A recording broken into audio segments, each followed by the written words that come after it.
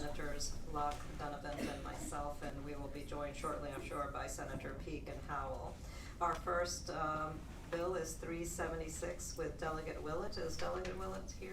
He's currently on the way. Okay. Why don't we go ahead and hear from Delegate Dawn Adams, 1388. Where would you like me? It's a hot seat. We Just call it fun. We do not make you stand awkwardly behind. Good point. Yes. Thank you, Madam Chair, members of the committee. House Bill 1388 is a technical bill related to the pathways by which schools may earn triennial accreditation. Currently, the standards of quality require that the Board of Education annually review and get accreditation standards for all schools. However, high-performing schools can earn triennial accreditation review cycle in one of two ways. The first is having earned full accreditation for 3 consecutive years, and the second option is schools that maintain a pass rate of 95% or above on the Virginia assessments or other approved tests in 4 core subject areas for 2 consecutive years are also eligible for this triennial accreditation review.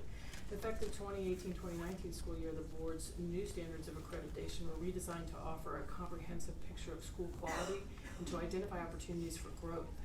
The SOA now determines school accreditation status based on a range of school quality indicators beyond test scores, including achievement gaps and student engagement. HB 1388 removes the redundant pathway to triennial accreditation and better aligns the board's new standards of accreditation. Schools would be able to continue to achieve triennial accreditation review by earning full accreditation for every 3 years. This bill was brought to me by the Virginia Department of Education and is supported by the governor. I'm happy to answer any questions. Thank you. Do we have any questions from committee members? And anyone that wishes to speak in support of the bill? Madam Chair, members of the committee, Emily Webb with the Department of Education. We'd like to thank Delegate Adams for carrying this legislation for us. As she mentioned, it really is just a technical bill that removes a redundancy in our current accreditation waivers and better aligns to the board's new standards of accreditation that work to highlight those areas where schools and students need additional resources. Madam Chair, one question. Yes, Senator Donovan. How is it redundant? Where else is it said in the code that we are Sure. tracking So measures? as Delegate Adams said, there are 2 different ways to earn this triennial accreditation. You've either earned it and then you keep it for the next 3 years, or you have that 95% pass rate. Those are the same schools. As we've done an analysis, those schools that have that triennial accreditation already also have that 95% pass rate. So we'd like to remove that 95% pass rate because it really is an overlap. Just one more follow-up question. Yes, Senator. Was the 95 required all 3 years, even though it was the 3 years renewal, or just 95? It was 95 and then you got the 3 years. And that was when our old accreditation system was solely based on assessment scores, and now we've broadened our assessment picture. Thank you. Is there anyone that wishes to speak in opposition? Is there a motion? Move to report. Second. All in favor? Aye. Yep. 5 ayes, well, 4 ayes. And I apologize. Thank you, Delegate Adams. Madam Chair, members of the committee. Thank you. I apologize. I have to leave, and Senator Locke is going to be taking over chairmanship of the committee. Okay, Delegate Van Barkenburg. Oh, Delegate Willett?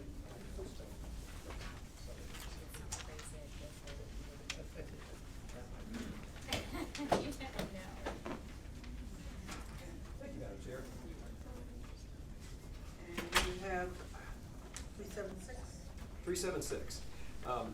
Madam Chair, HB 376 expands the data that the Department of Education is collecting, or already collecting, related to teacher shortages. We also now want to include information on support staff. There's a chronic issue right now in the Commonwealth in terms of not having enough teachers, also not having enough support staff. So this would help to document that and then hopefully inform the decision-making process in terms of strategies to address the shortage issue. So, okay, are there questions? No. Okay, are there those here in support of House Bill 376? Those in opposition? Move to report. sleep over there, Pete? Yeah. I'm not sure I wanna report is the problem, but, then I'll ask a question. Okay. All right, I mean, aren't we doing this? Don't we hear about all the staff shortages all the time? That's all I hear about, the whole time I've been down here, is we don't have enough people. No, Madam Chair, absolutely. The issue is the actual just formalizing the data collection. Some schools already are tracking this. This would just formalize the process for DOE to add that to the teacher shortage data collection they're already doing, so they do support staff and teachers, and then have that to report. I guess I had a question too. You had some folks who were opposed to you. Why? In the House. Honestly, What was the opposition? honestly, Madam Chair, I do not remember hearing that opposition. Some folks may have thought this was a burden on the school systems. I think most school systems actually already are tracking the data. This is like, I guess that comes out of the philosophy of what gets measured matters, and in this case, which gets required to measure matters. So it's just formalizing what I think is already being done in a lot of places. Okay. Okay, so there is a motion to report, recommend reporting to the full committee. All those in favor, please say aye. Aye. I'm gonna abstain, sorry. Just so we have to look at it. Okay, so, Thank you so much. okay, thank you. Delegate von Falkenberg.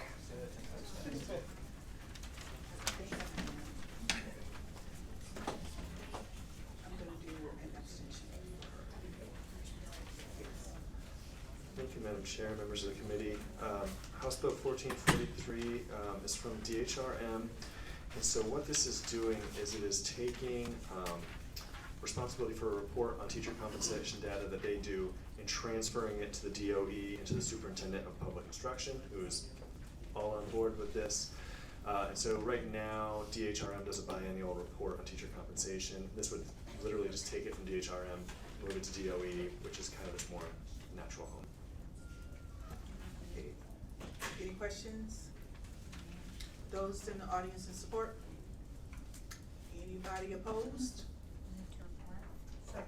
Moved and seconded, House Bill 1443 be recommended for the reporting. All those in favor, please say aye. Aye. Those opposed? Thank you. The easiest committee in Well, good, we're so passing, far. we're sending way too much stuff. It's a little shaky. I'm gonna start voting no on everything. The longer we Say. go, the more tested we get, We're so past 50 lay bills. down this list. Delegate O'Quinn.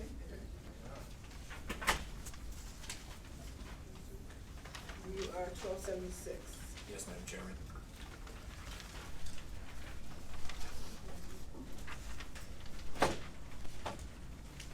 So House Bill 1276 is a bill that would expand as part of each student's academic and career plan a list of the top professions in the Commonwealth by median pay, education, training, and skills required, and then the top 10 degree programs in the Commonwealth.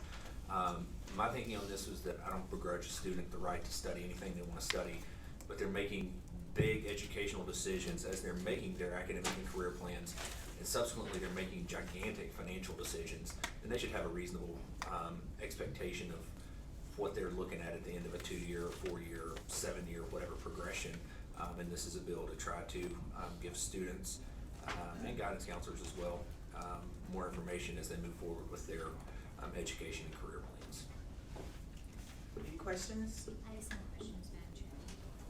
Yes, ma'am.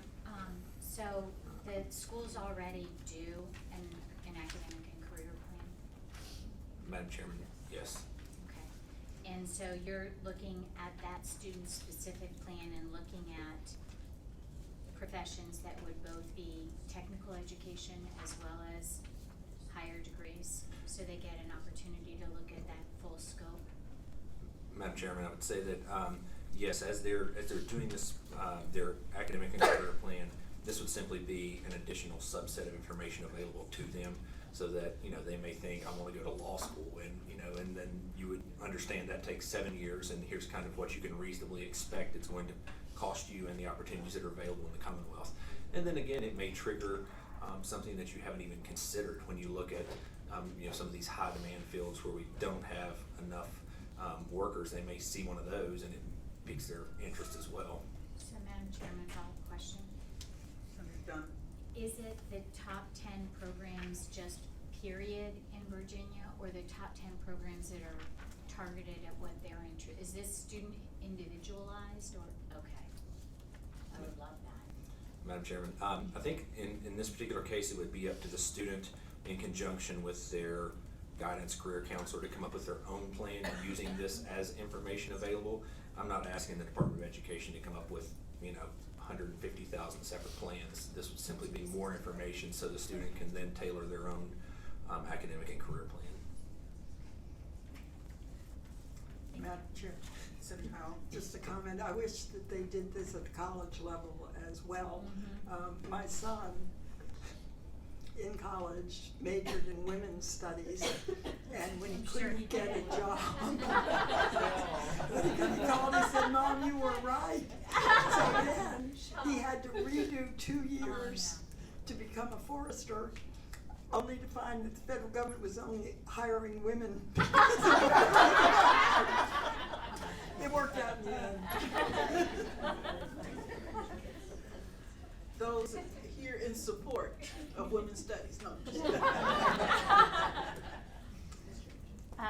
Madam Chair, Nicole Bunce, Virginia Chamber of Commerce. We support the bill. In 2017, we did statewide surveying of members of the business community, and they found that what they believe the #1 issue that young people face when entering the workforce is lack of knowledge of opportunities. We believe that this bill can help close that gap. We thank the patrons for supporting the bill and patroning the bill, and we support it. Anyone here in opposition? And report. Second. Moved and seconded, House Bill 1276 be reported. All those in favor, please say aye. Aye. Those opposed? Thank you, Madam Chairman. Delegate Edmonds. Madam Chair? Number 1633. Madam Chair, House Bill 1633 basically does two things. The genesis of the bill, to tell you how it came about, was, if you all recall, last year we allowed Halifax County to increase its sales tax to build a high school. And I know that's been utilized in several counties this year. Grateful for that.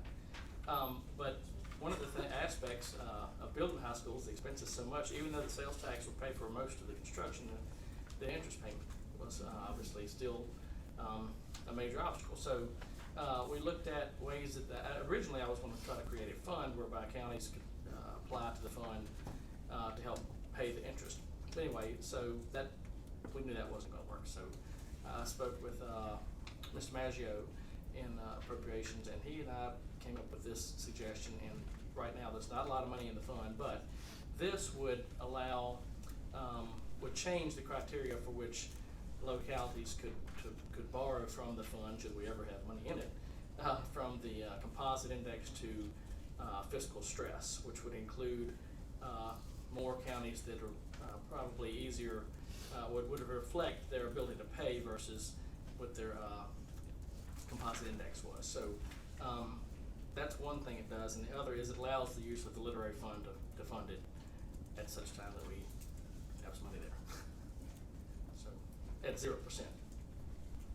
Okay, questions? I have a question, Madam Chairman. Senator Dunn. I just want to make sure I understand, because on line 22 and 23, it says the board shall subsidize 100% of the interest due on such loan. Correct. Madam Chair. So what if there's no money in there? Then there won't be any Or what if interest payment. what if there's not enough money to fund 100%? And if there are multiple school divisions that meet these criteria, but Well- there's not enough to fund 100%? I see you struck up to, but I'm just worried that that's a mandated 100% when there may not be the funds to do it. Is there a solution there? Madam Chair, that's a great point. And striking the up to, I'm not exactly sure why we did that. Tony and I worked through that, but I think the intent was just to make sure that there was no interest. It was for a 0% versus, but you're right, you could, I don't see why you couldn't leave the up to, unstrike the. Madam Chairman, move that amendment, strike the up to. And then, Madam Chair, and then maybe add, if funds are available, up to 100%, comma, if funds are available. You Comma. add that to your amendment? Certainly, if it's amenable to a patron. Okay, we have that amendment, and second, all in favor, please say aye. Okay, we've adopted that amendment. Okay, those in support? Anyone opposed? We have House Bill 1633 as amended. Second. It's been moved and seconded that House Bill 1633 be reported as amended. All in favor, please say aye. Those opposed? Okay. Thank you, Madam Chair. Ready? Thank you. Appreciate your help. Everybody know? Yes. I was talking to her. I was talking to her while y'all were voting. Thanks for your I'm help. out of sorts today. You're gonna have to behave. A little before we put grumpy. you I'm out. not, I'm not making any promises. Delegate Tyler?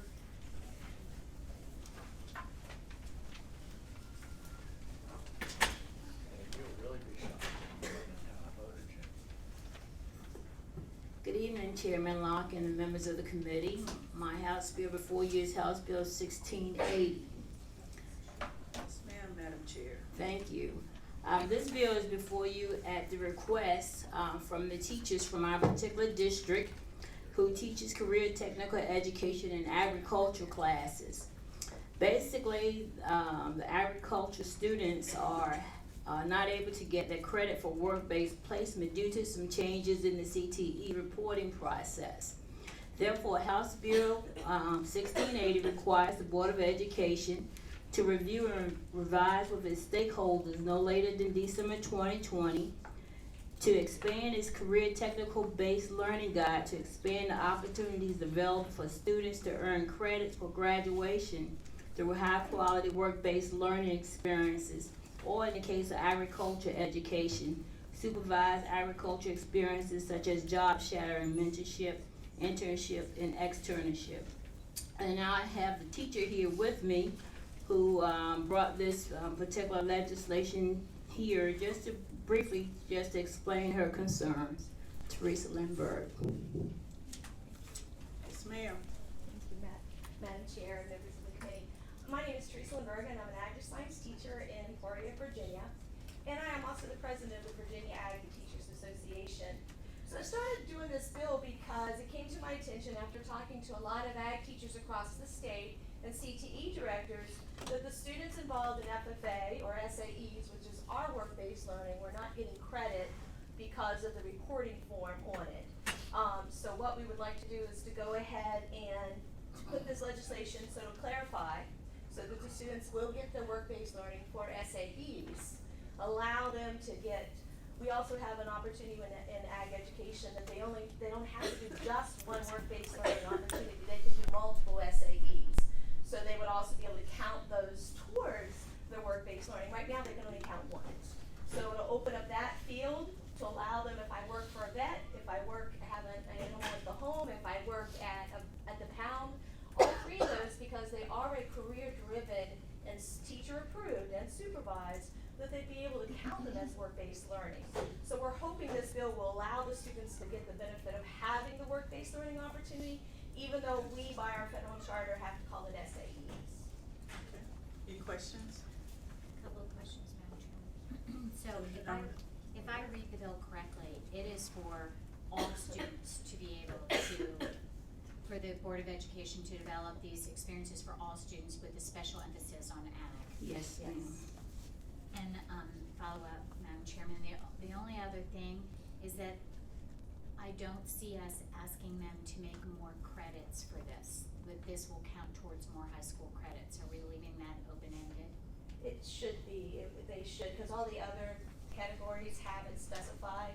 So we're hoping they'll follow it with the DOE the way they report it now, because it is specified with the other categories. If we put SAE, we're hoping that will And a follow-up question, I'm sure, Soon as you're but done. are you hoping that they can get more than the one allotted credit? And do you think that we are making sure that you can count more than one experience with this? I think so,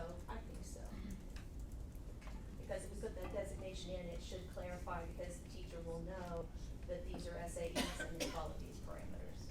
Thank you, Madam Chair. Thank you, ma'am. Those here in support? Madam Chair, Tom Smith, Assistant Association, we're in support. I think we're gonna see a number of these things coming through as we change the SOAs, and we're trying to fit that in a number of different environments. I think we're gonna see that. So we appreciate the delegate bringing this forward and we support. Thank you. Nicole Bunce, Virginia Chamber of Commerce. To complement everything he just said, we're supportive of increasing work-based learning opportunities for all our students, especially those in ag. We're supportive of the bill, and we thank the patron for bringing it forward. Thank you. Thank you so much for allowing us to be here today. We hope that you support Bill 1680 because this will give a greater opportunity to more than 33,000 agricultural education students, and it will allow them to have more of those work-based experiences that will help them in their further careers. Thank you. Madam Chair, Board of Committee, my name is Shelby Stevens. I'm from Dinwiddie County, and I'm serving this year as the Virginia FFA State Sentinel. And I would just like to express my gratitude for y'all to be considering this and hoping to push it further, because this organization and both my SAEs have meant a lot to me and have pushed me to my further careers as I'm going to Virginia Tech studying Ag Econ and political science. And by going through the FFA program and my teachers pushing me into my individual SAEs, it has weeded out those early thoughts of careers that I had when I was younger and really pushed me towards my certain career that I want to follow now. Thank you. Good afternoon. My name is Ryan Gobble, and I'm a citizen of Washington County. I ask that you support the bill of 1680, for I am one of the students that have had an SAE that has consisted of multiple criterias. I have done horse production, sheep production, and I've also done much involvement in community development. I've spent much time volunteering at a hospital and also with the American Cancer Society. So I'm very diversified in my work-based learning. So the way it stands now, it doesn't allow for students to be able to really incorporate all of these, but if you support the bill, it will allow for more students to be able to explore the different career opportunities within agriculture. Thank you. Thank you. Anyone here in opposition? If you dare. It's been moved and seconded that House Bill 1680 be reported. All those in favor, please say aye. Aye. Okay. Thank you. All right. Thank you, Delegate Tyler. Delegate Rasool.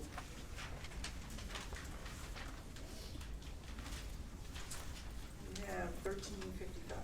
Thank you, Madam Chair, members of the committee. House Bill 1355 is before you, which aims to build off of some of the work that happened last year through the budget, where a framework for what Virginia Community Schools could look like.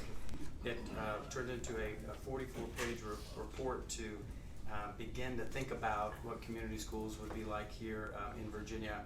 So what a community school basically does is saying that a school can be a campus that can serve as a center for all kinds of services that can be delivered. And what we want to do is to make sure at the state level that we're supporting localities, not mandating, but supporting localities who would like to introduce this community school framework. I didn't print a report for each one of you, but I did print, if I may, Madam Chair, just give you, this is an idea of what the syllabus, what the table of contents looks like for the full report. Now, the bill that is before you, what that does is it establishes an interagency task force to continue to give recommendations as to what the best practices could be in Virginia in continuing down this community schools path. And secondly, it allows for school boards and others to be able to apply for this community school designation. Why that's important, Madam Chair, is because there are actual federal funds through what's called Title IV that schools can apply for to receive additional funding to support them in their efforts. That specific grant that the federal government has come out with is a student support and academic enrichment grant. So we're hoping that with this further designation and some of the policy recommendations that the state puts forward, we'll be able to help community schools flourish throughout the Commonwealth. Okay, questions? Senator Howard? Does this have any relationship to communities in schools? It sounds like the same concept. Great question, Madam Chair, Senator Howe. There is this concept of communities in schools that we do have here in Virginia. And communities in schools, what that does is it has it integrates the case management concept into schools. And then there is what's called the Coalition for Community Schools nationally. And nationally, they've signed a memorandum of understanding between the two entities and have gone into various states and working together as national organizations. And so this isn't the bringing in an organization, rather it's bringing in conceptually that will think about the campuses, what they look like, as well as what communities in schools is currently doing and doing fine, which is the case management. Madam Chair, Senator Peake? thank you. Are we not eligible for these Title IV funds if we don't do this? Madam Chair, Senator Peake, no, we are. It is not that we won't be eligible. It certainly strengthens their ability to be able to apply for the federal funds, showing that the state has made a commitment here. Madam Chair. Senator Peake? And I can't tell you, Delegate, are we just taking over for the family? Are we just saying the school's gonna take over, we're gonna do it all? I mean, that's what it looks like. Madam Chair, Senator Peake, this is completely permissive, allowing for local jurisdictions who would like to have this designation and would like to listen to some of the policy recommendations about what are best practices in integrating community schools and having them. So I'll give you a good example. In Roanoke City, we are about to have a renovated elementary school that is going to actually have a primary care clinic on its campus, and it's going to have a dental chair there. It's going to have an office for an outside CSB mental health provider.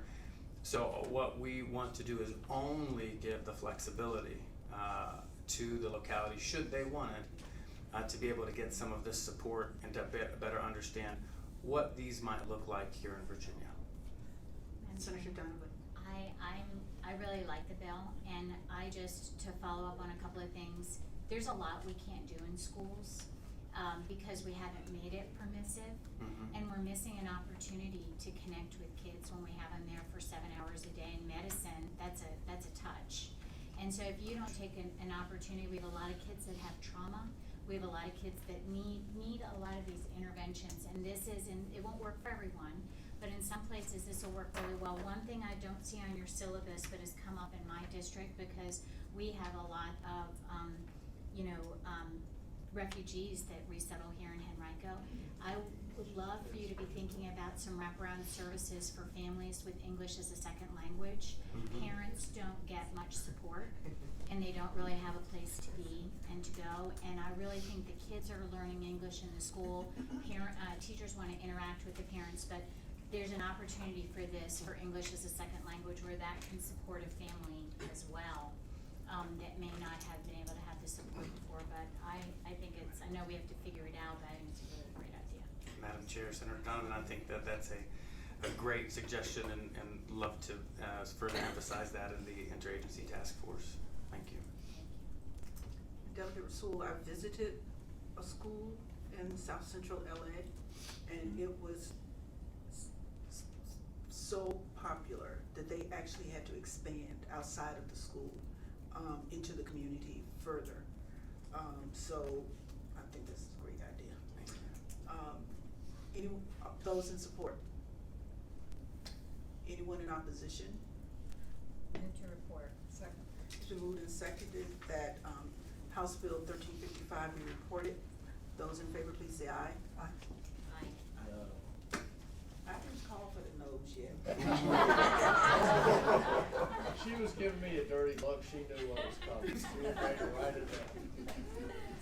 And I was, yeah, I knew the dirty look was coming. Those in opposition? No. Okay, thank you. Thank you, Madam Chair, members of the committee.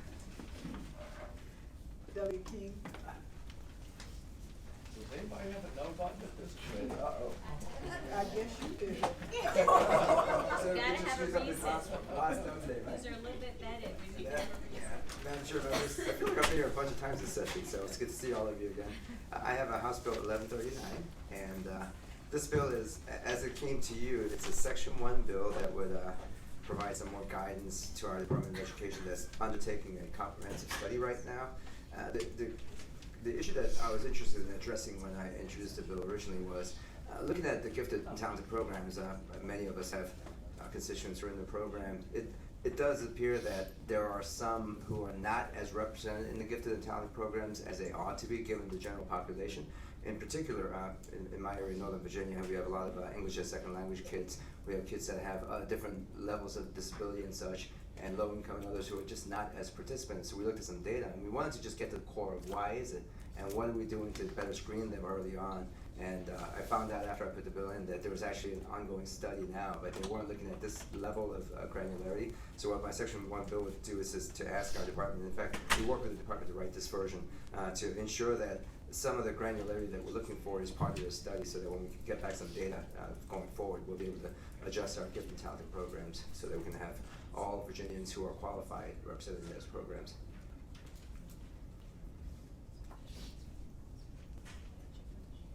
Okay, are there any questions? Madam Chair, I'm gonna go with proxy in a minute, so y'all be free. Oh, sure. I'm just saying you won't have to hear me come. But, you know, I really think this is a nice dovetail with virtual education. If we get virtual education, I know you have that in Fairfax, but to have that scope that we'll have across the state would be really nice, so that those children that are in gifted programs can really spread out beyond what they have in Vinson Warner. Absolutely. Yeah, we'll meet them where they are, basically. Other questions? Those here in support of House Bill 1139? Anyone in opposition? Yeah, and I'll just state it, it's a great idea. I'm so sorry. I know that, Madam Chair, but I'm following Chap Peterson, the senator from Fairfax, in our committee. We have passed so many bills out of this committee with little line item things and line item things. This is going to Section 1. It's already being done.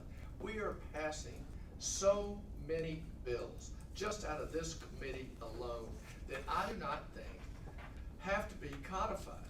And that's it. I'm sorry. Move to report. That's okay. Second. Incredible. Okay, it's been moved and seconded that House Bill 1139 be reported. All those in favor, please say aye. Aye. That one opposed? No. But it's a great idea. Madam Chair, members, thank you so much. Principal here. Okay, it looks like Delegate Wilt, is Delegate Wilt here? And this is House Bill 1653. Welcome. Madam Chair, hang on to those yes buttons. Madam Chair, when the bill started out, House Bill 1653, we're looking at the issue of school counselors. We know that we're in the process of lowering that ratio. So that's kind of where we started out looking at that. But as we proceeded through the process on the House side, it became evident that, you know, there's some concerns about, you know, the various groups and designations. So where we're at today, and there is another amendment that extends the timeline. Basically, we're directing. Let's first vote on the amendment. Move the amendment. Second. All in favor? Aye. Thank you, Delegate. So where we're at is having the Department of Education work with school boards to see what are their counseling needs, and who's out there, who's gonna fill it. That's kind of the long and the short of it. Are there any questions from committee? what's the difference between what you're trying to do and the proposals to lower the ratio? Yeah, Madam Chair, yeah, I'm not really setting any ratios. The concern is with lowering the ratios, where are these counselors gonna come from? In my original legislation, I wanted to include, some other licensed counselors that were within the school division to help fill those. Now I got sideways a little bit with the school counselors because they have their training, their specific designation.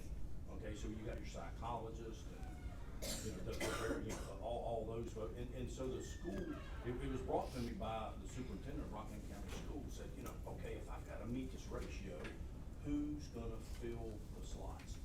And so we started out saying, all right, some of these other positions can step in and go towards that ratio. But again, Madam Chair and committee members, the council said, no, they're not us. In a good way, really, they're not. School counselors have their specific training for their role, and, you know, so I certainly honor that, but we're still left with the question of who's gonna fill these slots. So that's where we're at. And the amendment simply gives, you know, got some folks here I think are in support, that they felt like they need a little bit more time to come up with those numbers. And however this, hopefully you look favorably on it, but hopefully we can get the word to the governor and looking at the budget with going to these, fulfilling the ratio requirements and we gotta make sure we're not putting the cart before the horse, that we've got enough people to fill this by the timeline that the governor's directing us. Senator Dinniman? Madam Chairman, I think he answered my question. I had in my notes that the Virginia Counselors Association were against this, but I'm thinking you've corrected the bill to alleviate that problem, but. Madam Chair, I believe so. Is there anyone that would like to speak in favor of the bill? Yes, ma'am. Tom Smith, Superintendent's Association. We appreciate Delegate Will bringing this forward. This did come from a superintendent. We've been concerned about how we're gonna fill those slots. We're not arguing with anything in terms of the ratio, but how we're gonna fill the slots. And I'll give you an example. We did a quick survey of school divisions in terms of what vacancies they have now. Over half of the ones that are vacant are in Southwest and Southside Virginia. They've not been able to get the applicants to fill it. They had, if the two, and we did it when there was going to be 1 to 250, if that ratio were put in place, they would have, 10 permanent vacancies, 67 vacancies on top of the 10. So what this bill is trying to do now is find out what the issues are in filling those and how we can move forward with that in terms of who can best fill them and how we can best move forward. Madam Chairman? I just want to say this would be very helpful information for Senate Finance and Appropriations. We've been wrestling with this as well and have sort of slowed things down for precisely the reason we don't know who's available or what their training is or where they're located, so this would be really helpful. Madam Chair? Yes, Senator. And I guess this might be a question for Tom. Yes. I mean, do we need a bill? Do we need a bill in the code of Virginia that tells you to get this information for us? Can't you call somebody and say, look, we got a problem. Do we have enough people to fill this? Why does it have to be in the code? Well, I think that as part of what we're trying to do with this is to get the department to do it. I mean, if the department wants to do it without this, Has anybody asked them? Has anybody asked? They're here. But I think this is a way that the bill has moved forward. So however the best way to do it, we really would like to get that information so our school divisions can begin to plan on how to make the new ratios. Would you like to speak in favor of the bill? We're not speaking in any way towards it, just to kind of answer some of the questions that have been tossed around. This would require us to do a new data collection, not only a quantitative data collection, but also a qualitative data collection through a survey. One of the challenges that we've had over the last several years, and probably even a decade, is the number of reporting requirements that are on local school divisions. So we have tried to temper those. There have been a number of bills over the years to temper all of the data collections from local school divisions. So we try to manage that as best we can. So that kind of speaks to a little bit about why we don't always collect maybe every single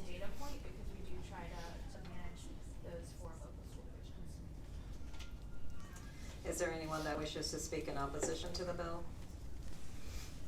Madam Chairman, I'm gonna move to report, because I really think, as the other Madam Chairman said, this is important data we need to have. Second. All in favor?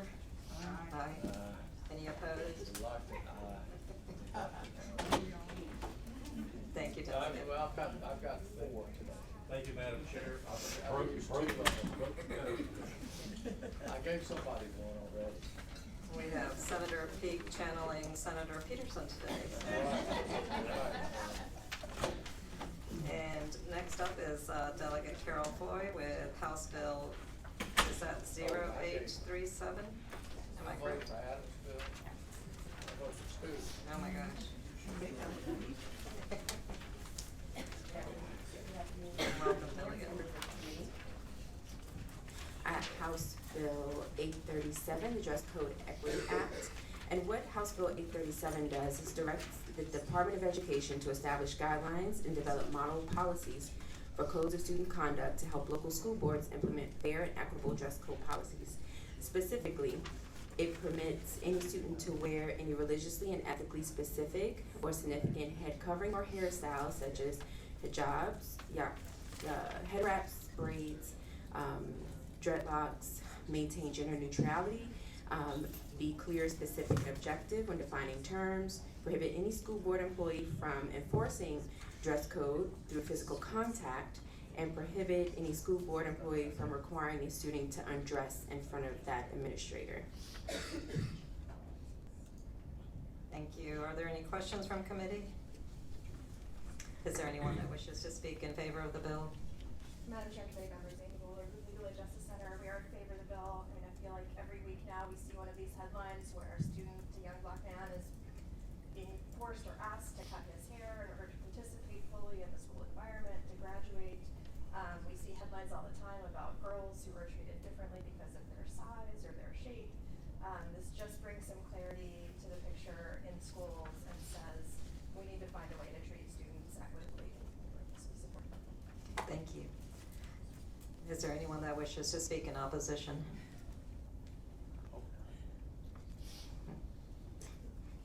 Is there a motion from committee? Second. All in favor? Aye. Donovan's and I'm gonna abstain, not be a no. How about that?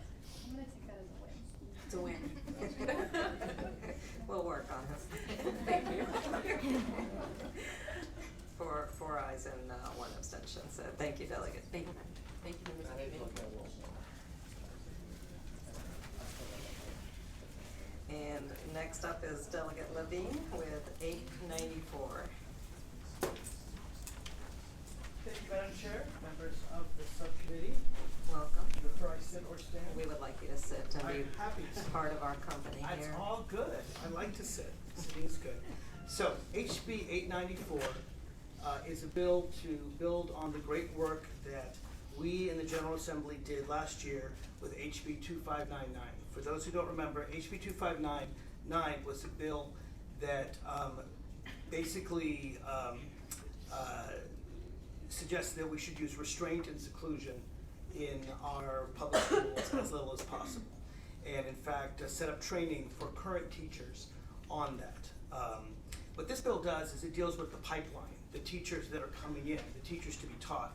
There frankly wasn't enough money in our budget to teach every teacher and that's currently in the school.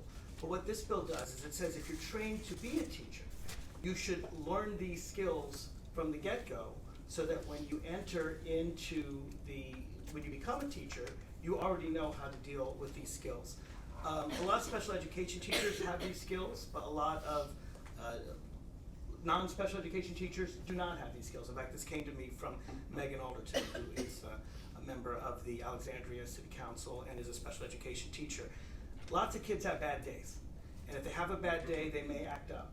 And we don't want to send these kids to prison. We don't want to, a lot of times, if the teacher knows the right way to deal with them with positive behavioral interventions and supports, de-escalation, conflict de-escalation, then they can come in and calm the situation down. But teachers need training for that. It's not always clear the best way to do that. This is a bill with a lot of support. I have a letter here from Committee for Children, Director of Policy and Advocacy, expressing support. It's a global nonprofit dedicated to helping children everywhere. It supports positive behavioral intervention, supports crisis prevention and de-escalation. And I have this wonderful little thing here from the ARC, who actually printed this out for me, saying the ARC of Northern Virginia, tens of thousands of NOVA families who have a loved one with a developmental disability want to say a big thank you. Your work on HB 894 to require teachers to have coursework on positive behavior interventions and de-escalation of crisis and alternatives to restraint and seclusion is the pinnacle of how our educational system should operate to protect students with disabilities and teachers. Bills like this literally save and change lives. So I got their wonderful support, and I think there may be some people here as well who want to support it, but I'm happy to answer any questions. The last thing I want to make clear is this is not about current schools. This is about training teachers entering school. These courses exist, but they're not required. And so what this does, it doesn't have to be a full course, but within a course, institutions of higher learning, teaching teachers, have to include in their coursework, as a condition of degree completion, instruction on positive behavioral interventions and supports, crisis prevention and de-escalation, the use of physical restraint and seclusion consistent with regulations of the Board of Education, and appropriate alternative methods to reduce and prevent the need for the use of physical restraint and seclusion. So the goal is that as teachers are entering the pipeline, these new teachers, to the extent that the people in the pipeline, in the schools don't know this, and some studies have suggested only 15% of teachers have had this training, the new teachers will have all had this training and hopefully lead to a better Virginia. Delegate, I just have a Yeah. question. Your bill is not seeking to add an extra course to the curriculum and the education of No, and the these VEA teachers. supports this bill as well. I think they're here, at least I hope they're here. So this information would be integrated into Into existing that's correct. curricula? That's Okay. exactly right. Thank you. Are there any questions from committee? Yes, Madam Chair. Yes. So this bill is telling colleges who are, people who are taking education courses at a college, so we are now telling the colleges what they have to include. Just like we do with any other requirements for education, we have lots of others, and this one is very important because if a child has had a bad day, lost a pet, lost a family member, kicked a trash can, that doesn't mean they should go to jail. It's a great way to teach teachers how to deal with situations that can get difficult for them and learn how to calm, the proper ways to calm someone down. Delegate, just another question. Yeah. Sometimes restraint is necessary in an effective manner in order to prevent student from harming him or herself, and so this would not. This bill does not ban restraint. No. Restraint, No, okay. if you look at the language of the bill, it says that you get teaching in the use of physical restraint and seclusion consistent with regulations of the Board of Education and appropriate alternative methods to reduce and prevent the need for the use of physical restraint and seclusion. So it doesn't ban it, it suggests appropriate alternative methods, and that when you have to use it, that it be done consistent with regulations. Thank you. Are there any other questions from committee? Is there anyone that wishes to speak in favor? Yes, Madam Chair, members of the subcommittee, I'm Mike Asif with the Virginia Council of Administrators of Special Education. We support this bill. It helps those teachers coming into the profession to really know some of the best practices, because as a director of exceptional education in a division dealing with disproportionate representation of our students with disabilities and minority students with disabilities in the discipline pipeline, that this bill will help teachers and those coming to our schools. And they'll get more training in the school divisions when they come our way also. But we certainly welcome this bill. And also we have seclusion restraint regulations coming on board, so this will be consistent with those, and it is not in any way adverse to those regulations. Appreciate your support. Thank you. Hi, my name's Beth Talley, and I've emailed you all, and I support it, but I also ask that brain science and trauma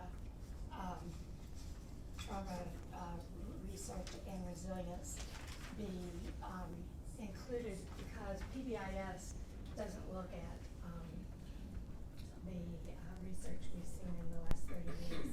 They treat all behavior as though it's willful, and so those kids that have automatic reactions are treated as though it's willful.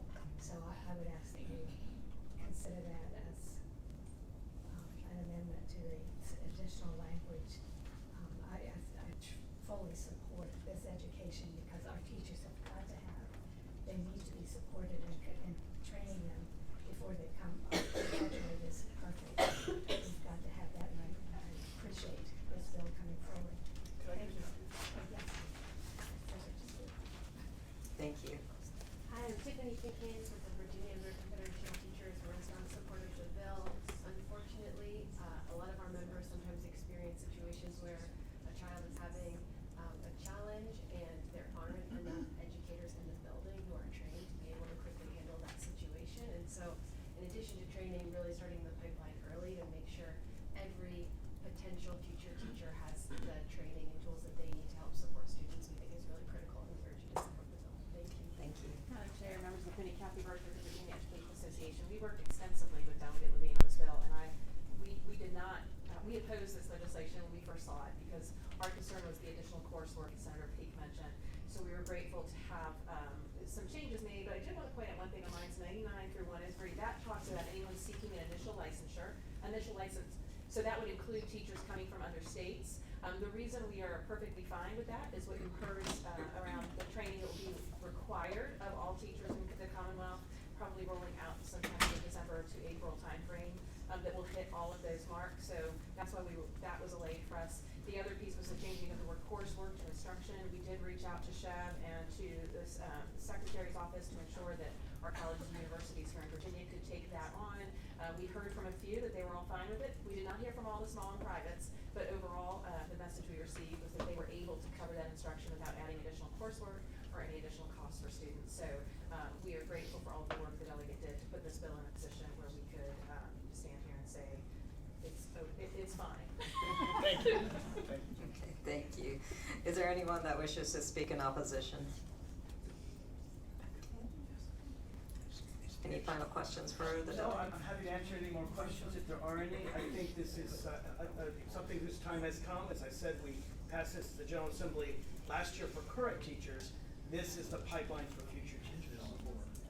And you do have from a member of our audience a recommendation for an amendment, which I know you haven't had a chance to look at it, so if you would I like to don't consider it further. oppose adding neuroscience. It hasn't been through the stakeholder groups to know that they can do the coursework without adding. So I'm not opposed to the concept, but I think that maybe we can come back next year and see Right, if. that's what I would recommend. If that's something that we can add on in the future. Just take into consideration, so. Okay, is there a motion from committee? Second. All in favor?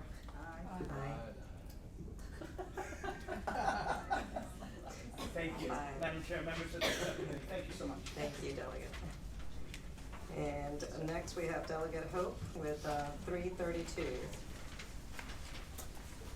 you, Madam Chair, members of the subcommittee. House Bill 332, those of you that have been here a while, you probably know that we've been trying to figure out how to create a better screening tool for dyslexia or other types of reading issues. What House Bill 332 does is it's going to create a 2-year pilot to test the screening tool to better identify struggling readers early in order for them to get intervention. Our current screening tool that we use is called PALS, is insufficient to catch all the kids, and this legislation is very critical. In fact, it's very urgent. We got to keep kicking the can down the road and start dealing with the screening tool that actually works. We had a study last year. I think Senator Black carried the bill last year. Delegate Klein had also carried it in years past. It evolved into a study, and the study concluded that yes, in fact, we do need a new screening tool that works. I have a personal story with my own kids in Arlington Public Schools. Fortunately, Arlington is a place where we have interventions, and so we were able to get my daughter the help that she needed. But a lot of kids, especially in rural areas or inner city schools, don't have that types of interventions. We need a tool that works, that catches kids early so that we can get the interventions early. And that's what this bill seeks to do. Are there any questions from committee? Sort of. Yes. A comment. In the past, I've opposed bills to do this, even though dyslexia is rampant in my family. because it was only, it was specifying one specific test, which was actually not the best test, possible test, and it was very specific. In your bill, how will the test be selected? So, Madam Chair, to answer the question, what we currently use is the PALS. Yeah. They're using a phonological test. This uses the rapid automized naming test, and that's the area that it's deficient. The PALS is deficient, can catch the kids. And so That's the what one this that is. in the past, my concern, the Southern Regional Education Board, on which I serve and I hope you all know about, has done an extensive study that has listed several tests. And I would be much more comfortable if we were more inclusive of possible uses. Of other types of tests? Yeah. Well, one thing, Madam Chair, is as long as it's proven, and this is why we chose the RAND, because it has been proven to be very effective, as long as, and of course, we've got the study out of UVA that we just conducted over the summer that shows that what we're currently doing is not working. Yes. I want a tool that works, and that's why we've structured this to use the RAND.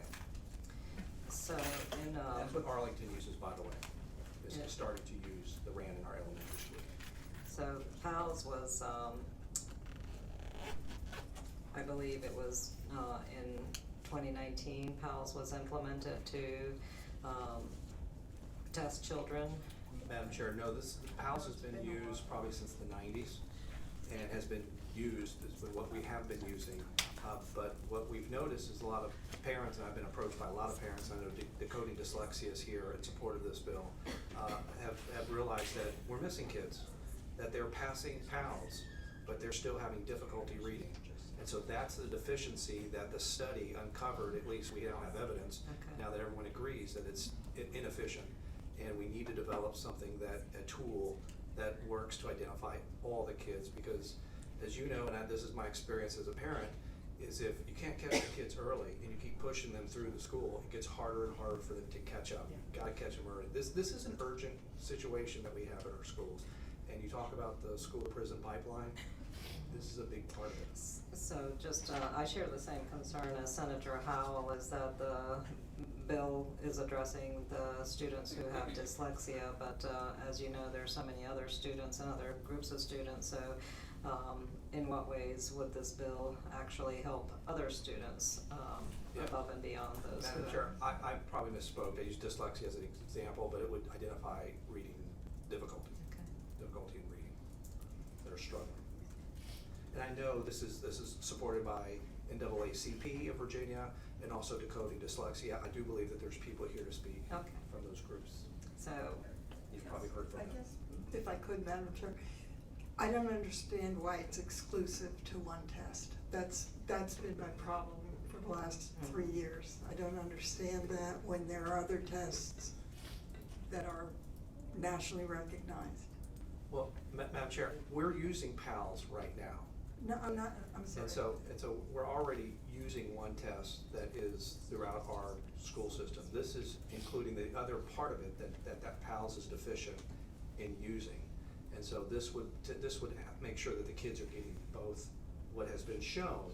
Now, I don't know whether the test you're referring to, but there's the phonological piece, and then there's a rapid automized naming piece.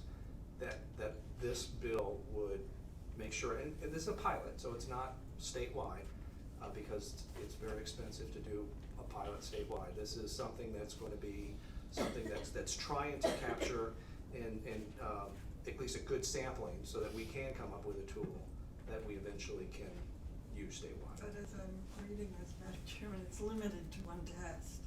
And what I'd like to see is if there is a pilot, that we pilot 3, 4 different ways of testing the kids.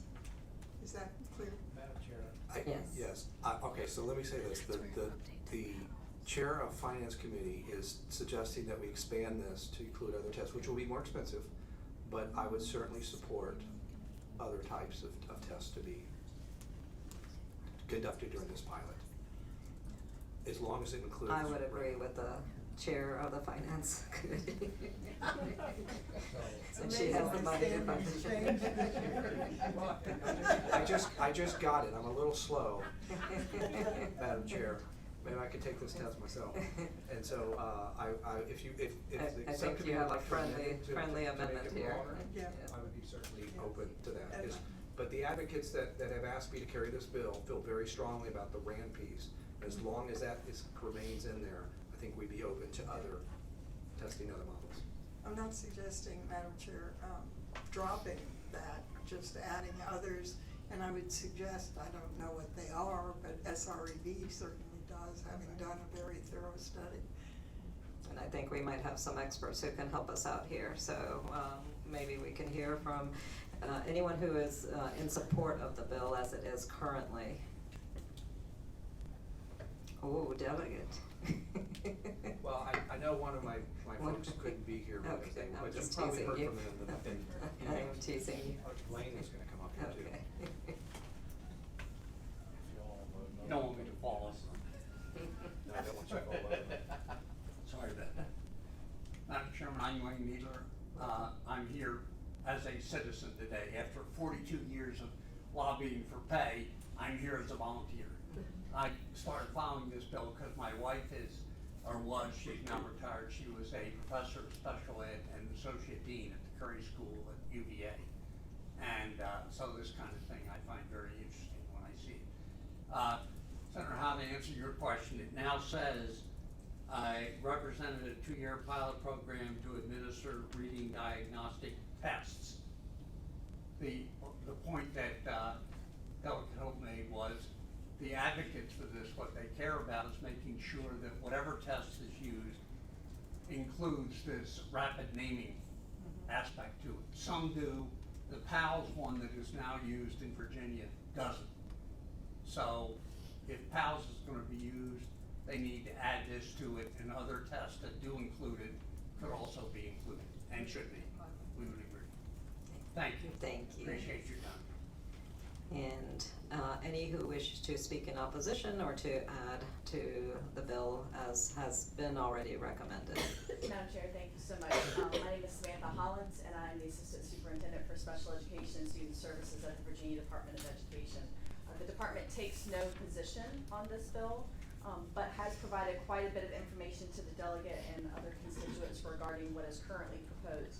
The department continues to have concerns over the validity and accuracy of what's being proposed here, primarily for a few reasons. One is that the utilization of PALS, which is currently used by 131 of the 132 school divisions in the state of Virginia, is a comprehensive approach to identifying reading difficulties for all students within the Commonwealth.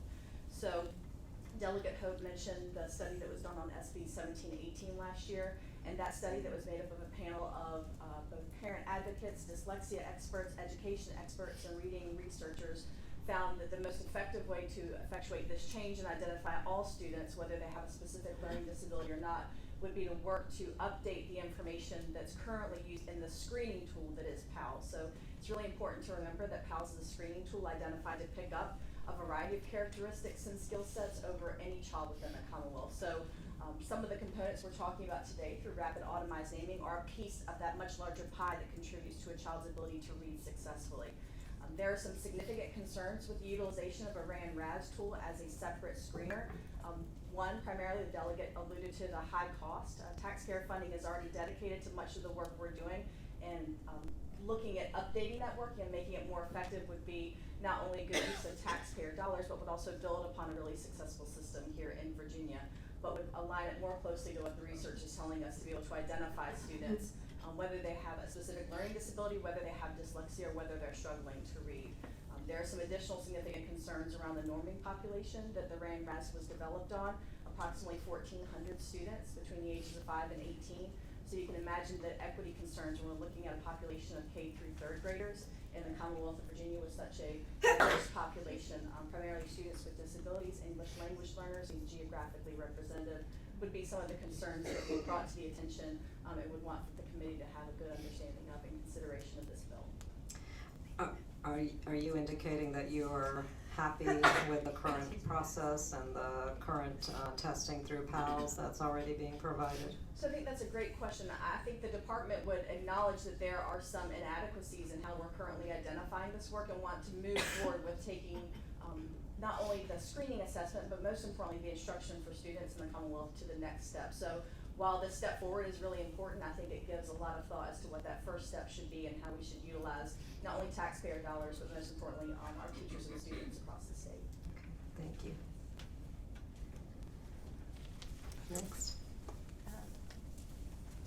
Madam Chair and the committee, my name is Dr. Anita McGinty. I'm a professor at UVA, research associate professor and literacy. I also direct PALS, the partnership part of PALS between the state and UVA.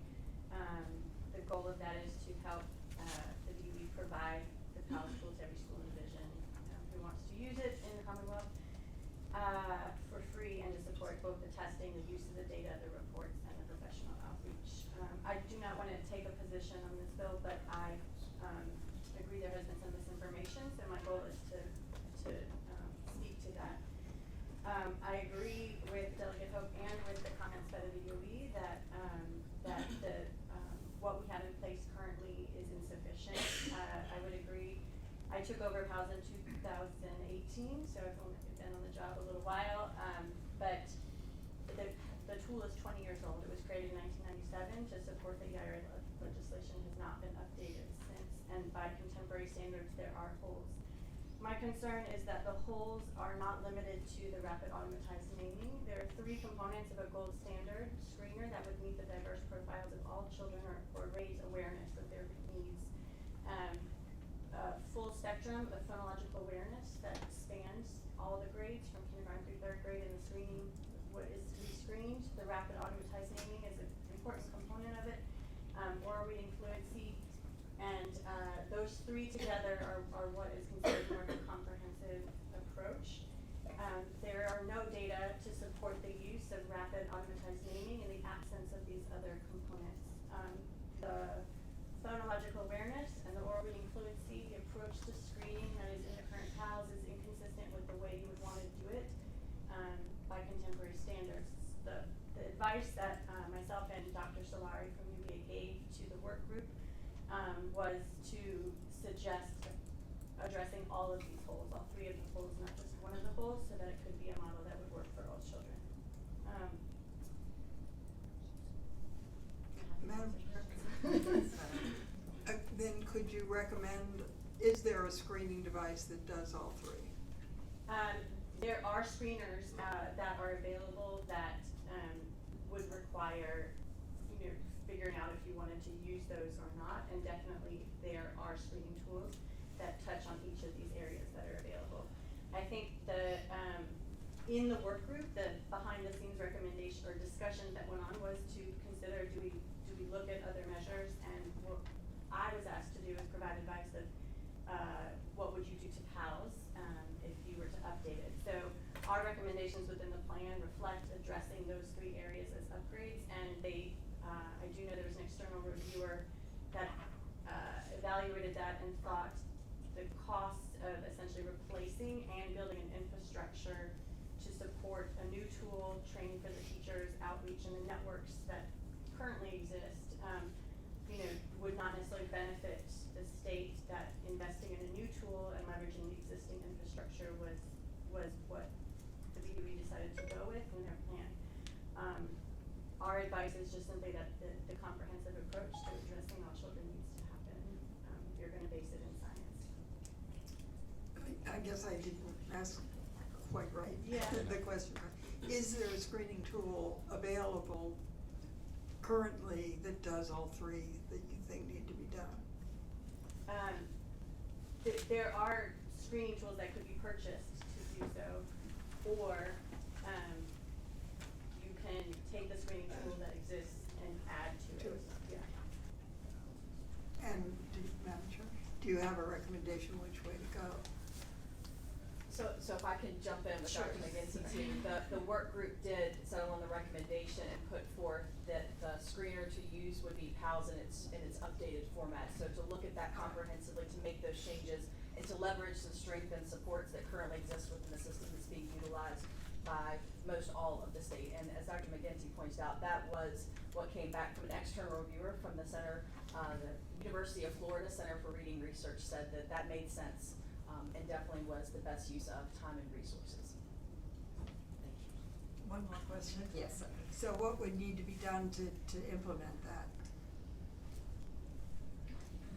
So the plan that was put forth did two different things. I think that was also part of the confusion I'd like to clarify. So the plan that was put forth talked about a period of time of creating 4 new subtests, a full spectrum of phonological awareness, non-word and real word decoding for word reading that updates the approach to word reading now, and an oral reading fluency measure. And there was a discussion of a discretionary task on vocabulary, I believe, as well as adding a rapid automatized meaning component for both objects and letters, which is important if you're testing young children to be able to get that. So, I'm sorry to interrupt, Yeah. but, so the plan you are referring to is a plan that was developed by the DOE Yes. just last year in 2019. Yes. And so your recommendation is that we follow the plan that was developed by key stakeholders just a year ago, and that we proceed and let that go forth rather than make any kind of dramatic changes at this point. Is that correct? Am I understanding that correctly? Yes, so the thinking on what would have to happen is articulated in that plan. That plan articulates multiple phases, and I think a good decision could be what to do, but the first phase would be to do a pilot, a 2-year pilot of those new tasks in comparison to the existing tasks. And that was, the plan lays out a much longer time frame because it talks about doing that pilot and taking it to scale. So you could separate those two things, and that recommendation was provided. So I guess my next question is to the Delegate Hope, if we've got this plan and we've only had a year, basically, that part of its implementation, do we need to go in this direction, and if so, why? Madam Chair, I'm at your mercy, but I will tell you this, I'm uncomfortable listening to UVA, sort of a group that's gonna be spearheading this, coming here and talking this way, because this should be the department's decision. It shouldn't be whether it's UVA. I understand that this is a marriage that we've had with UVA for a number of years doing this, but I'm a little uncomfortable with the conversation now. UVA, we're just really rubber stamping what, because they're the ones that's gonna be selected to do this, and so they're gonna be getting resources for doing this. I'm a little uncomfortable with the conversation. I'm really at the mercy of the subcommittee. If this is the direction they wanna go to, this is the direction they go into. We have a few more folks here who want to speak to the bill, so. If I can clarify before I leave. Yes. So I am speaking as someone who was asked with my personal expertise as a professor at UVA to participate in a work group, so I am not speaking on behalf of UVA, and that is important to clarify. Thank you. We do have someone from DOE here, so if we could just, And Sheriff, I'd be brief. Thompson Superintendent's Association, we were supportive of the recommendations that came out of the study last year. Having been one of the folks that when you do things here, it gets sent superintendents like myself to do it. And so, particularly when we're talking about kindergarten, 1st and 2nd grade, remember we are already giving, if you count the PALS and Virginia, the readiness test, 2 tests already kindergarten. That's why we were behind updating the PALS, so we're not creating another 3rd test to give at kindergarten. That our whole new channel of working with kids. My experience has been if we can work and modify what we're doing now, the teachers know it, the schools know it, and it goes a lot smoother. So that's why we were in support of the recommendations from last year's study. okay, thank you. I'm sure it's Stacey Haynes, School Board Association.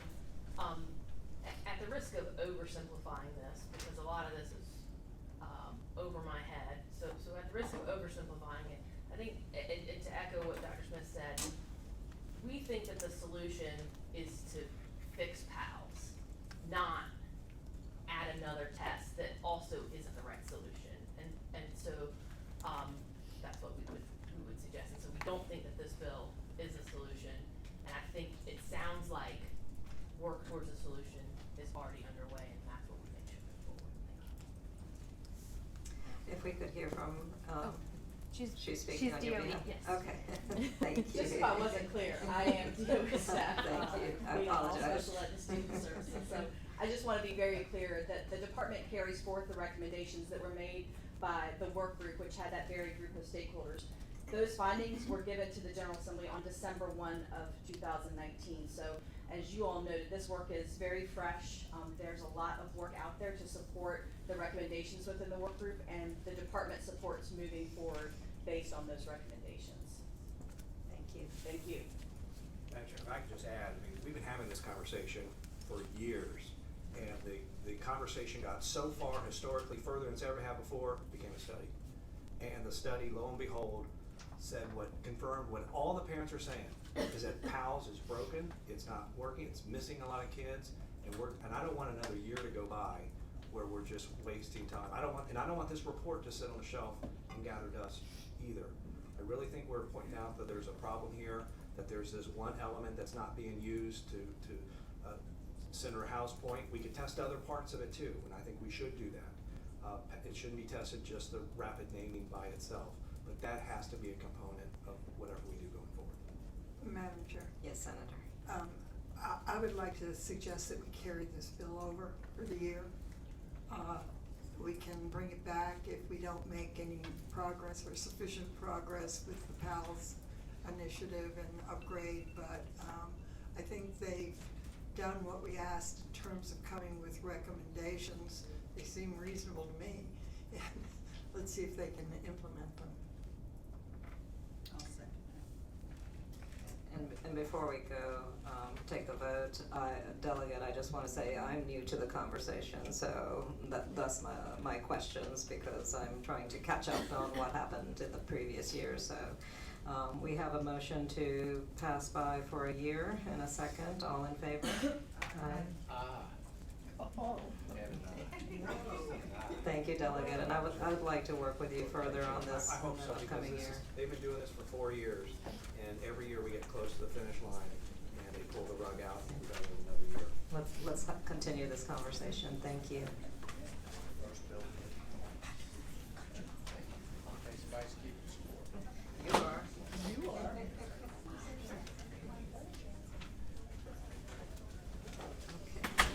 Delegate, if Delegate Rome will, let us do this, can we take Delegate Tran and just release her? I know she's not feeling, yeah, she's not feeling well. Keeping my germs to myself in that corner. Thank you. This is on House Bill 1443. I believe this is House Bill 1143, Madam Chair. That's okay. As 1143, Madam Chair and members of the committee, this would add as an optional support staff position under the SOQs, licensed, behavior analysts and licensed assistant behavior analysts. These individuals help to complement the work of school psychologists and school social workers, but do not in any way supplant that work. They help to design, implement, and evaluate environmental modifications using the principles and methods of behavior analysis to help make some change in behavior of our students. So it's another tool in the toolbox to work in the classroom, particularly with our students who are in special education. There are currently licensed behavior analysts who are employed in school districts, and we know, for example, in Henrico County, but what they have to be now is also a teacher, right? So a licensed teacher, and they have this other license and are able to use those skills. We recognize that there are significant issues with the support cap, and support staff cap, and I hope that would be addressed in other ways, but for school boards that have some flexibility under that cap, this would give them some additional tools to work in the classroom. Thank you. Are there any questions from committee? Yes, I have one, yes. They can't hire these people now without a code change from us? They can't hire them, Madam Chair, I would say to the Senator, these individuals cannot be hired just as this one particular staff position now. They must then also be licensed in the other categories listed under support staff. So they, a school system, a board cannot just hire a licensed behavior analyst now. They have to be, for example, a licensed teacher who also happens to have this additional professional licensure. Madam Chair, didn't you say something about Enrico having something like this? Yeah, so they are teachers who have this additional licensure. That is teachers, okay. Yes, sir. So the way our code's set up now. They cannot hire them as individual staff positions. Any other questions from committee? Is there anyone that wishes to speak in favor? Oh, sorry. My name is Christine Banco. I'm the administrative director of the Virginia Association of Behavior Analysts. I'm a behavior analyst. I'm not a teacher. And the important thing, delegate trying for learning this attention. We have a lot of people that want to work in schools as behavior analysts, and a lot of schools want people to do behavior analysis, but right now they're trying to work them into other jobs. And so we hope that this. Okay. Can I Thank ask you. a question? Yes. Are behavior analysts the people who implement applied behavior analysis? Okay.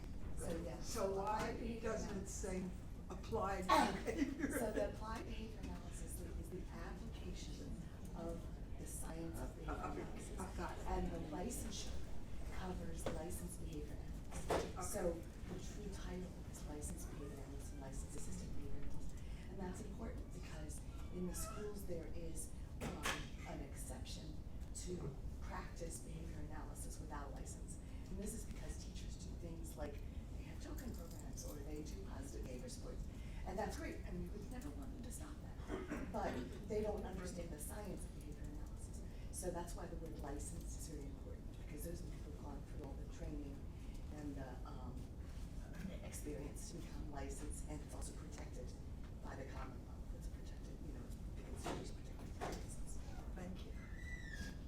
Thank you. Yes. Hey, Madam Chair, members of the committee, Randy Pearson, the Alcoholics and Speaks, we shall support the bill. I'll be back favorably upon it. Thank you. Madam Chair, members of the committee, Kathy Rose with the Virginia Education Association. The way this is currently set up is that these positions couldn't be funded using the support staff cap dollars. And so again, this would give it would just list another position, this important position that we believe is really important for our students, would be allowable to be funded with the state dollars. Now, of course, we all know the problem with the support staff cap. And so unfortunately, even putting these positions may not help many school divisions bring more on board. So obviously, we have a problem with the support staff cap. But just wanted to point that out for folks, and we're supportive of these positions being in our buildings. Then, Madam Chair, Senator. I've got one question. So, will it hurt any school divisions by passing this? Doesn't make anybody hire any, do anything like that? Madam Chair, Senator P, no, this would just list these positions as one for which you can use the state dollars for the support staff cap. There's no requirement that you would have to. Thank you. Madam Chair, CCM School Association, to address Senator Peak's earlier question as well. We can hire these positions now, we just can't use the state money to pay for them. But because the support staff cap is in place, this bill doesn't, this bill's nice, but what we really would like is to have the support staff cap removed, so let's just be real clear about it. Thank you, Mr. Chair. Madam Chair, so let me get this.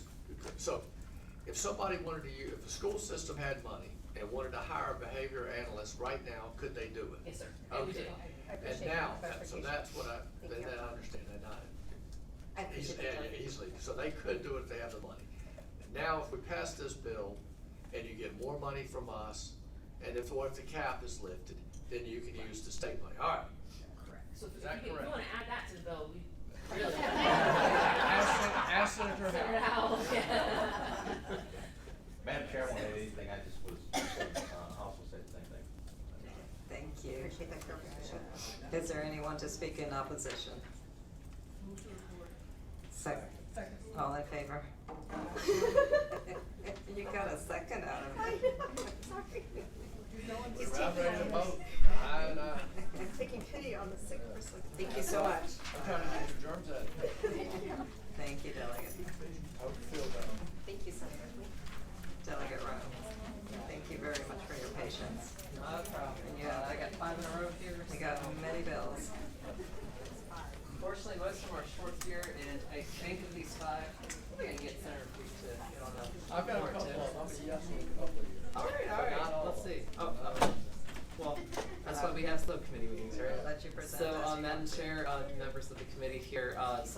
let's start with HB 697. This bill basically prohibits school board employees from forcing a student to throw away or discard a school meal after the student has already been served that meal because the student cannot pay for the meal or has school meal debt. With that, I'll be happy to take any questions. Are there any questions from committee? This has actually happened. Oh, yeah. Yeah, I'm not, in the spirit of not shaming, I will not name localities by name. I will simply say that it doesn't take long for you to find some of these localities just by looking at news articles on it. Is there anyone to speak in support? Hi. Madam Chair, my name is Adele Settle. I run a nonprofit called Settle the Debt, and I raise money to pay down school lunch debt. I also very much support this legislation. I really appreciate it if you pass this because children all throughout the state, but in my area have experienced this shaming. And it's why I started my charity in the first place, because I wanted to make sure that children weren't experiencing this trauma in schools. Please, I would appreciate your support. Thank you. I love the name of your charity. Hi, good evening, Madam Chair and members of the subcommittee. My name is Salon Bhakti from the Virginia Poverty Law Center, along with my partner at the School Nutrition Association, Laura Schmidt, who couldn't be here right now. We both support the legislation and we hope you vote for it. Thank you. Is there anyone to speak in opposition? I hope not. I wasn't gonna say that. Madam Chair. Yes, I have a statement, and this is to my people out there, and superintendents and school board people out there. How could y'all have a policy that's this stupid, that has this little common sense, that you can do this to a student in a school, where you're gonna make him eat a lunch when he doesn't wanna eat, that somebody has to come here and bring us a bill that we have to put in the Virginia Code? It's the first time I've said it this year, thank you. Madam Chair, I have a request if Senator Peake could make the motion to report. Move to report. All in favor? I think that's the first time he's done that this whole subcommittee. When y'all do this, we get bills like this. All right. So, thank you very kindly. Up next, I got about HB 698. And so with HB 698, this would allow school divisions, after serving breakfast and lunch to students during the school day, to distribute and donate qualifying excess food to students. Unfortunately, many students receive their only reliable meal of the day at school. Enacting provisions for schools to donate excess food to students at the end of the school day or for the weekend addresses this food insecurity issue. The bill encourages local school divisions to develop policies relating to excess food donations for students that best suit their schools and student communities. So I really want to stress on this, that this is, when you read into section D on here, a school board may develop a policy describing the process for distributing excess food under this section, saving excess food for later consumption, or donating excess food. And so we are trying to basically figure out with the locality, with the local school boards, what works best for you. And we know that in Prince William County, for example, where a number of our schools participate in the National Supper Program, you've got breakfast, you got lunch, and then for a number of schools in Prince William, which is the second largest school division in Virginia, you know, we have kids who come in after school and they're able to get a meal. So we have existing precedent for this working well. We want to make sure that if you've got that excess, you know, food at the end of the day, that it can go to kids who are hungry and who need it. Are there any questions from committee? Anyone that wishes to speak in favor? Hi there, Adele Settle again. I just want to let you know that there are a lot of nonprofits in my area that are so excited about this. There's a food rescue program that is thrilled about this and is going to help coordinate it in my local area. So we both appreciate if you support this.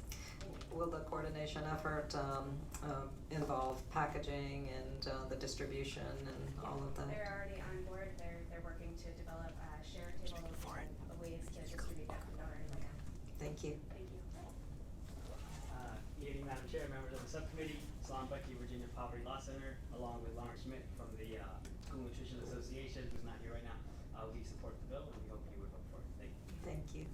Madam Chair, Stacey Haney, the School Board Association, and really just so that Senator Peake doesn't get upset with me and my association, we worked with Delegate Rome to make some amendments to this bill, just to make some clarifications, and we appreciate her working with us to do that. And so we certainly wouldn't support and wouldn't want to see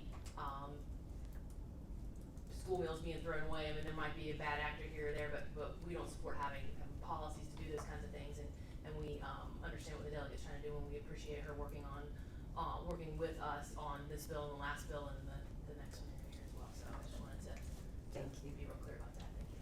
Is there anyone in opposition? Is there a motion? Move to report. Second. All in favor? Aye. Doing well here. Thank you to Madam Chair and members of the committee. Next up here is HB 703. And so HB 703 permits any school board to solicit and receive any donation or other funds for the purpose of eliminating or offsetting any school meal debt at any time during the school year. This is the important part here. There is more than $1.8 million of school meal debt in the Commonwealth right now. And thank you for the Senate, by the way, for including that $10.6 million to offset the reduced price meals, tournament free meals. And I sure hope that that is what ends up in the conference report. And I will be happy to have your back on that one entirely, because that will make the burden on this bill a little less necessary. At the same time, we also know that this is a bill that comes because, yes, you do have a number of reduced price meal students who do fall into school meal debt. And at the same time, what we often have are students who come from families who are just outside of that cusp, who end up, acquiring a number of dollars in school meal debt. And so, along with my constituent, Adele Settles, who you'll be hearing from again in a moment, she's raised, in 1 month alone, she raised more than $50,000 to pay off, school meal debts across Prince William. But we heard from other school divisions in the state that they were unsure whether they could do a program like this in the first place. And so basically, by making sure that we actually have this section in the code, we're basically telling them at this point, it's like, yes, you can, because we are a Dillon Rule state, so we're going to specifically mention this. And at the same time, again, this is the sort of thing where, where we write here, if a school board receives a donation that does not entirely eliminate or offset the total school meal debt at any time during school year, the school board shall distribute the donation proportionally among each school meal debt. And so basically, we're really trying to make sure that we are taking care of the kids who need this the most. Are there any questions from committee? And anyone who wishes to speak in favor? Actually, wait a minute. Sorry to come up again, but I just wanted to let you know that I very much support this legislation, and I'm hopeful that we can pass it, and that I hope to raise enough money down the line so that I can take care of more of our lunch debt throughout the Commonwealth.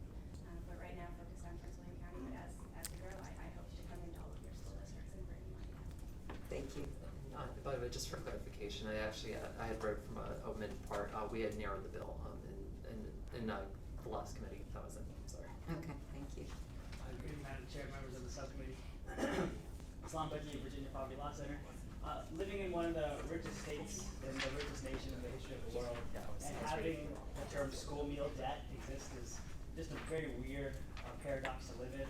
But thank the Delegate Rome to bring this bill forward so we can offset these debt costs, and we hope that you pass the bill. Thank you. I've heard about the programs, people making donations. I just, again, don't see why we have booster clubs for sports. So people can give all the money they want to a school for any kind of program that they want. I just don't see how it could have ever been a question that you could give money to pay for anybody's lunches, but when we got a bill, yes. We can do this now. I think my understanding is one of the reasons for the legislation is just to make sure that people all over the state know. But we can take that money, and you've seen donations, you've seen them in the paper, you've seen all over the place. So I don't know why we can't do this now, but it could be that this will help facilitate the process in a more global way. So, Madam Chair, what I would just tell, just basically the audience in general, as well as the Senator, is that this removes any ambiguity, and that we were basically saying, yes, you can do this. And for people like my constituent Adele, who have done so much work on this, this basically is that thing where she gets to go to any school district, to wherever it is, when she's doing her charity work and saying, you have this authority, let's go feed these kids, let's go get these debts settled. Yeah, I think it also gives legitimacy to the charity to actually raise the money, that this is part of the process. Anyone to speak in opposition? Is there a motion? Second. All in favor? Aye. You're on a roll. Great. All right, let's go on to HB 1426. So, and I'm going to note on this that we have amendments here. What had happened was there's a. Let's take a motion on the amendment. Second, all in favor? Aye. So, Madam Chair, just for clarification, for the edification of the folks who are here, these were adopted in the House Committee, but due to a clerical error, they were not reported out. And so I'm just making sure that basically the agreement that we had worked out with all of our stakeholders, with school boards, with everyone, that we were basically on board, and that you will also note that this has an enactment clause of July 1st, 2021, to make sure that basically everyone is, has plenty of time to be within compliance for this. And so with that, Madam Chair, I'll be happy to explain the bill. Yes, please. All right, thank you, Madam Chair. So, HB 1426 ensures all K-12 schools in the Commonwealth participate in the federal National School Breakfast and National School Lunch programs to close gaps in participation and ensure an equitable school meal standard. The bill also ensures school boards cannot force an alternative meal upon students and must make the standard federally reimbursable meal available to all students. And so one of the things I want to highlight with that is that when we are dealing with the federally reimbursable meal, when you serve it to a child, you get paid back as your school division. But the alternative meal, so if a kid gets a cheese sandwich while the other kids are getting, lasagna or whatever it is, you are not necessarily going to get that because that is not considered a federally reimbursable meal. And so this is basically saying that, like we do in Prince William County, we see a kid, we feed a kid. And this is not, saying that you can't collect on debt for, for someone occurring a school meal. And especially with the amendments that we had worked out here, that while we do say you can't use a private debt collector because that's a little over the top, we do say that we note that the amendment says non-governmental third party. And so basically the school district or employees from the school district, they can still, like the treasurer's office from the school district, they can still go about collecting the debt on this. And even though my ultimate goal is for school meal debt to not exist in Virginia or basically anywhere, that concept is wrong. In the meantime, this is the best we can do to make sure that we are feeding kids and that, you never take out the consequences of an income problem on the kid. Go deal with the parents, go deal with whoever you have to deal with, feed the kids. Thank you. Any questions from committee? And I'm assuming our usual folks are gonna be supportive of this bill. Give me 2 thumbs up. Salon, 2 thumbs up. And then for Lauren too. So. Okay. Is there any opposition to this bill? No, Madam Chair, sorry, I was a little slow. I just, again, wanted to say that the delegate made some amendments in the House to address the concerns that we had raised, and so we appreciate that. Okay, thank you. Okay, is there a motion from committee? All in favor? Aye. Thank you. And your final bill? Thank you. Just one more. Alright, and then all of us could go eat dinner because we're talking about school meals tonight. So, alright, so Madam Chair, members of the committee, HB 1722 would direct BDOE to develop guidelines and resources for K-12 schools regarding the facilitation of providing applied behavioral analysis services for students that need them during the school day.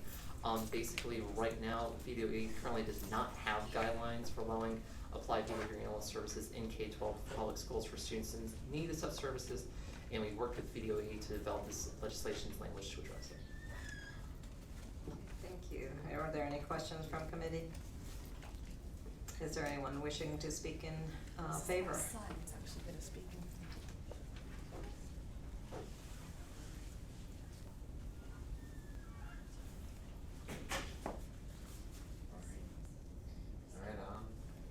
Alright, I've been a UVA myself, and it's actually really helped me. It's helped me become independent now. I don't need aid for school, and because I was just already taught to do some things a better way, and I don't think I have anything else to say. Well, thank you very much. Thank you so much for speaking. Thank you. Madam Chair, Randy Pearson again on behalf of Autism Speaks. We support the bill and we'll be active really upon it. Thank you. Thank you. And Dr. Asif, did you want to speak in favor? Speaking as a caution for the Okay. future as we develop plans, but want to thank Delegate Rowan for being an advocate for students with autism and on the spectrum, and also really working with folks on the bill to make it much more acceptable as a Section 1 bill. We need to study this and work out what are the relationships between private LCBAs and our school divisions and work on that. Just concerned around some of the wording that kind of may be predetermined that LCBAs will be in the classrooms, and that's one of the concerns we have, is that that's something that really needs to be taken a hard look at. So we'll continue to work with the department and work with Delegate Rowan in the future with that. Thank you very much. Thank you. Thompson Superintendent Association. I just want to associate myself with the comments from Mike. I think ABA may have a place, but there also may be some times in which we need to look at other spots. And so that's why we've got a little bit of concern about the wording, but do appreciate the delegate working with us on that. Stacey Ames School Board Association, similarly, we do still have concerns. We think that the changes that were made to the bill are an improvement, but we do still have some concerns, particularly with naming one type of service, and sort of setting apart this one type of service, because that's what the AD33 is, one type of service that might be provided to these students, and sort of setting that apart from the other type of services. We don't typically do that in the code, and so just another word of caution that we do still have some concern. But we again appreciate the delegate continuing to work with us on this. Are there any other questions from committee? Is there a motion? Move your report, second. All in favor? Aye. Aye. Donovan and I'll go no, so they can continue to work on their language. Okay. Well, thank you so much, Delegate. Way too many bills. That concludes our subcommittee.